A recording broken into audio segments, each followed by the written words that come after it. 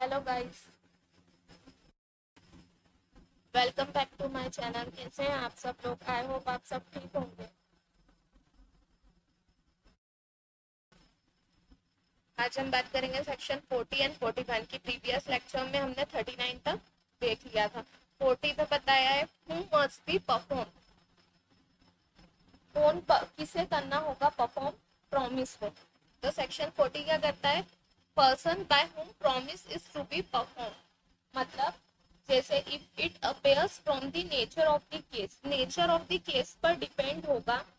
It was the intention of the parties to any contract that any promise contained it should be performed by the promisor himself. कि promisor खुद perform करेगा या such promise must be performed by the promisor. In other case, the promisor or his representative may employ a competent person to perform it. मतलब ऐसे contract जो personal skill पर bound ना हो, तो एलआर जो लीगल रिप्रेजेंटेटिव रहते हैं वह कॉन्ट्रैक्ट को परफॉर्म कर सकेंगे। पर जब पर्सनल स्किल पर बाउंड है तो ऐसे में कॉन्ट्रैक्ट को परफॉर्म करने के लिए एलआर बाउंड नहीं होंगे। जैसे कि मैं एक एग्जांपल के थ्रू बताती हूँ आप लोगों को।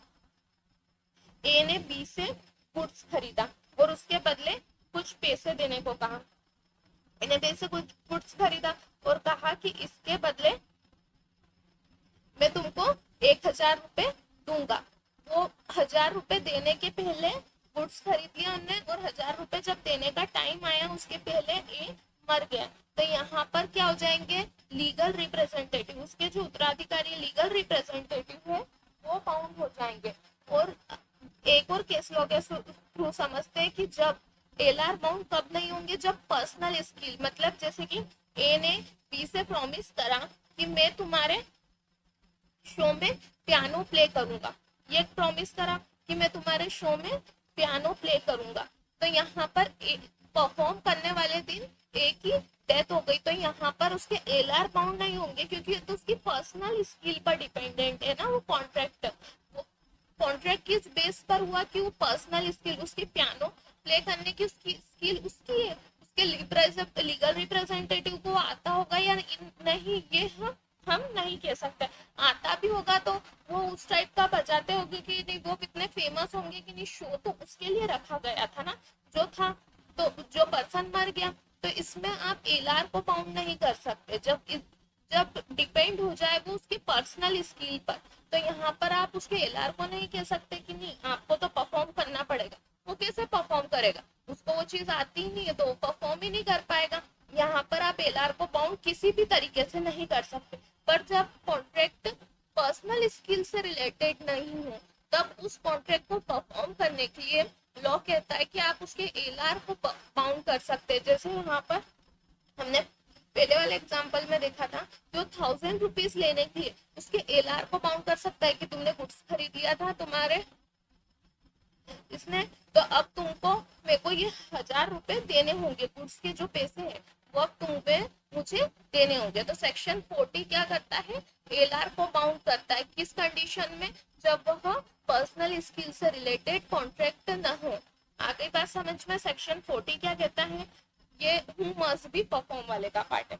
ये डिस्चार्ज ऑफ कॉन्ट्रैक्ट की सीरीज को हम कंटिन्यू करते हैं। आगे बढ़ने से पहले कहना चाहूंगी कि अभी तक आपने मेरे चैनल को सब्सक्राइब नहीं किया है तो प्लीज सब्सक्राइब कर लीजिए, इससे आपके आगे की नोटिफिकेशन मिलती रहेगी। अब बात कर लेते हैं हम सेक्शन 41 की। सेक्शन 41 क्या कहते हैं? Effect of accepting performance from third person. कब थर्ड पर्सन परफॉर्मेंस, अगर उसने थर्ड पर्सन ने परफॉर्मेंस कर ली तो उसका इफेक्ट क्या होगा? When a promisee accept performance of the promise from a third person, he cannot afterward enforce it against the promiser. इसका मतलब क्या हुआ? जैसे कि ए बी का फ्रेंड है और सी से उसने उधार लिया, ए ने सी से कुछ उधार लिया है। तो वो जब सी उससे मांगने आया तो बी ने सी से उसने उधार लिया 1,00,000 रुपए का, तो उसमें से 60,000 वो दे चुका था ए उसको। यहाँ पर क्या हुआ? 60,000 दे दिए थे और 40,000 लेने थे। तो 40,000 उससे मांगने आया कि मेरे को तुमने उधार नहीं लिया, समझो गुड्स लिया, तो 40,000 तुम मुझे दे दो। वहां बी बैठा हुआ था तो बी ने कहा लो 20,000 मैं अभी दे देता हूँ तुमको, बाकी के 20,000 ये दे देगा ए। बाद में तो उसने एक्सेप्ट कर लिया, प्रॉमिसी ने क्या करा, वो अमाउंट एक्सेप्ट कर ली।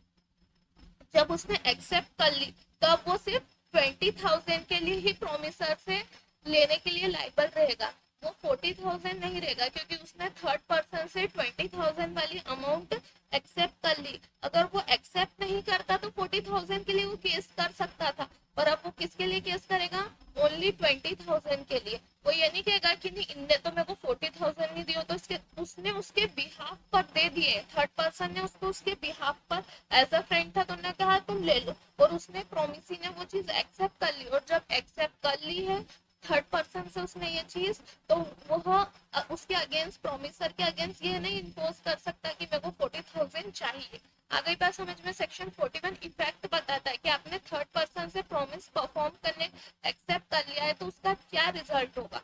फिर आप ये नहीं कह सकते प्रोमिसर से कि मुझे तो तुमको देने होंगे, आपको सिर्फ 20,000 के लिए आप लाइबल रहेंगे, 40,000 के लिए आप यहाँ लाइबल नहीं होंगे। आगे एग्जाम्पल क्या कहना चाहता है, सेक्शन 41 को हमने एग्जांपल के थ्रू समझा। तो क्या हो गया, व्हेन अ प्रॉमिसी एक्सेप्ट, जब वो एक्सेप्ट कर ले परफॉर्मेंस को from a third person, he can not of the words, लिखा हुआ है he can not of the word impose it against the promiser, वह उसके अगेंस्ट नहीं वो कर सकता है कि 40,000 चाहिए मेरे को। आ गया सेक्शन 40 भी समझ में आ गया, 41 भी समझ में आ गया। अपने आगे के लेक्चर्स में हम मिलते हैं, वहाँ 42 से बात करेंगे, ठीक है। Thank you. Like, share, and subscribe my channel. Bye.